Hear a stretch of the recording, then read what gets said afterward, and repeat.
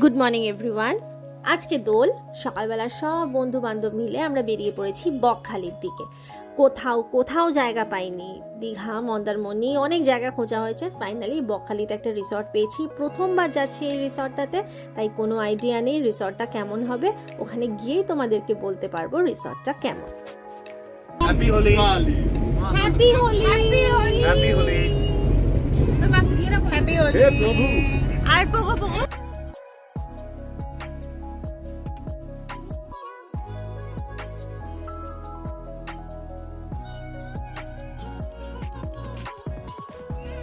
আমরা এখন পৌঁছে গেছি ডায়মন্ড হারবার। একটুখানি এখানে হল্ট নিয়ে আবার যেতে শুরু করব রিসর্টের দিকে।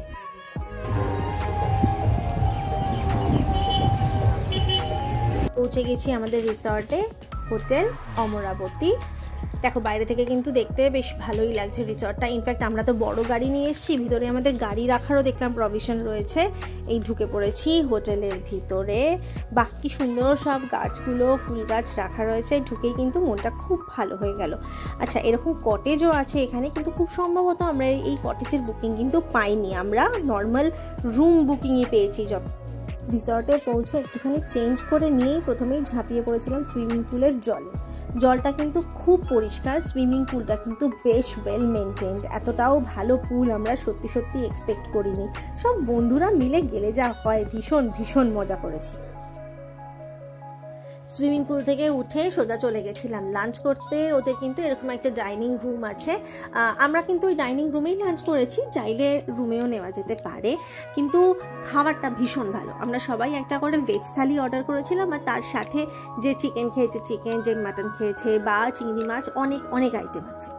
অর্পিতাদির জন্মদিন ছিল, তাই জন্য সব অ্যারেঞ্জমেন্টস আগে থেকেই করে রাখা ছিল।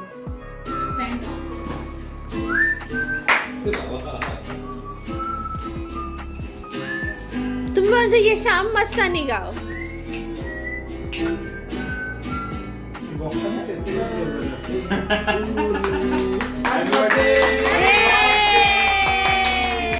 কেক কাটার পরে সন্ধ্যেবেলায় বসেছিল আড্ডার আর গানের আসর।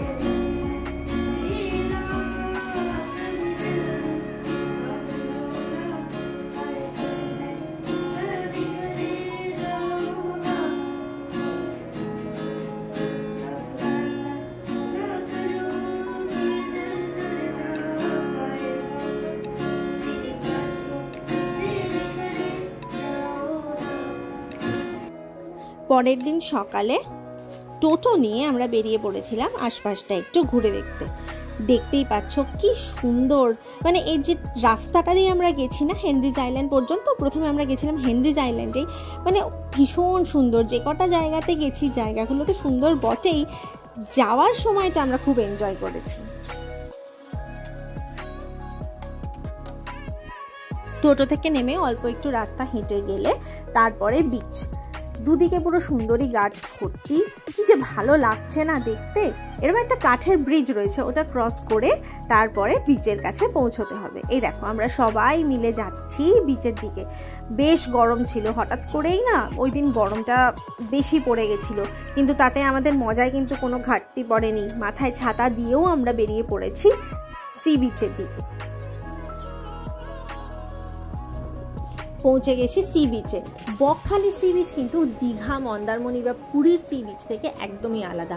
এখানে কিন্তু বিশেষ লোককে আমরা স্নান করতে দেখছি না, মানে কেউই স্নান করছে না, সবাই এরকম আসছে, ঘুরছে, ঘুরে আবার চলে যাচ্ছে। আমরাও ঠিক সেরকমই এখানে চলে এসেছি।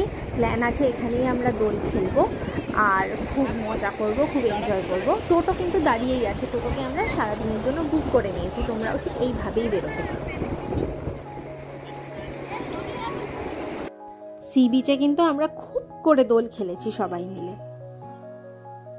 তারপরে আমরা চলে গেলাম ফ্রেজারগঞ্জ। ওখানে গিয়েই আমরা দেখলাম একটা গঙ্গা মন্দির। মন্দিরটা খুব সুন্দর, কিন্তু ঠাকুরের মুখগুলো কেন ঢাকা ছিল আমি ঠিক জানি না।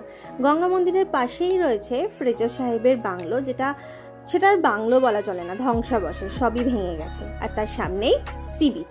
সি বিচগুলো না মোরলেস একই রকম, আর নতুন কিছু দেখার নেই বলে এরপরে আমরা আর বাকি জায়গায় যাইনি।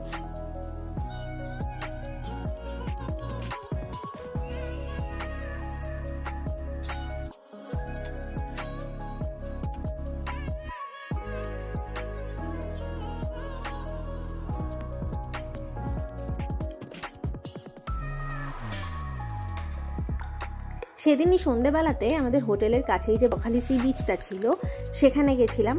রাত্রিবেলাতে সি বিচ, এই যে তোমাদেরকে বললাম না যে এটা ঠিক দীঘা মন্দারমণি সি বিচের মতো নয় যে রাতেও প্রচুর সমুদ্রের জল ঢেউ সব দেখতে পাবো। সমুদ্রটা অনেক দূরে, সমুদ্র দেখাই যাচ্ছে না, কিন্তু ওই যে অল্প একটুখানি জল, তার মধ্যেই চাঁদের আলো, তার উপর দোল পূর্ণিমা, কি যে সুন্দর লাগছিল না, কি বলবো। এই বন্ধু বান্ধবদের সাথে গেলে যা হয়, প্রচুর আড্ডা, প্রচুর গল্প, কখন যে সময়টা কেটে গেল বুঝতেই পারলাম না। আবার যে কবে নেক্সট ট্রিপে যাব সেটার প্ল্যানিং শুরু করে দিয়েছি। খুব মজা করলাম এই ট্রিপটাতে।